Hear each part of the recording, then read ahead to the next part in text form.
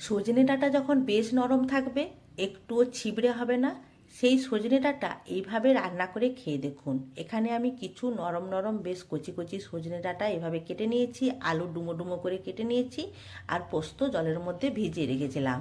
এরপর কড়াইয়ের মধ্যে সর্ষের তেল দিয়ে ওর মধ্যে চেরা কাঁচা লঙ্কা দিয়ে সজনে ডাঁটা আর আলুগুলো দিয়ে অল্প নেড়ে একটা ঢাকা দিয়ে দেবো কিছুক্ষণের জন্য। অন্যদিকে মিক্সার জারের মধ্যে ভেজানো পোস্ত জলসহ বেশ মিহি করে পেস্ট করে নেব। এরপর এখানে সজনে ডাঁটার আলু ঢাকা খুলে নেব। খুলে নেবার পর ওর মধ্যে পরিমাণ মতো নুন আর ঝাল অনুযায়ী শুকনো লঙ্কার গুঁড়ো দিয়ে সমস্ত কিছু একসাথে মিশিয়ে নিয়ে কিছুক্ষণ হতে দেব। কিছুক্ষণ হবার পর ওর মধ্যে দিয়ে দেব পরিমাণ মতো জল। জল দিয়ে ঢাকা দিয়ে দেব আলু আর সজনে ডাঁটা সেদ্ধ হবার জন্য। আলু আর সজনে ডাঁটা যখন সেদ্ধ হয়ে যাবে তখন ওর মধ্যে বাটা পোস্ত দিয়ে দেব। তারপর পোস্ত বাটা বেশ ভালোভাবে মিশিয়ে নিয়ে 20 থেকে 30 সেকেন্ডের মতো ফুটিয়ে নেব। ফুটিয়ে নিলেই তৈরি হয়ে যাবে আলু দিয়ে সজনে ডাঁটার পোস্ত। গরম ভাতের সাথে খেতে যে কি ভালো লাগে, এর স্বাদ দারুণ লাগে। এই দিয়ে কিন্তু ভাত খাওয়া হয়ে যাবে।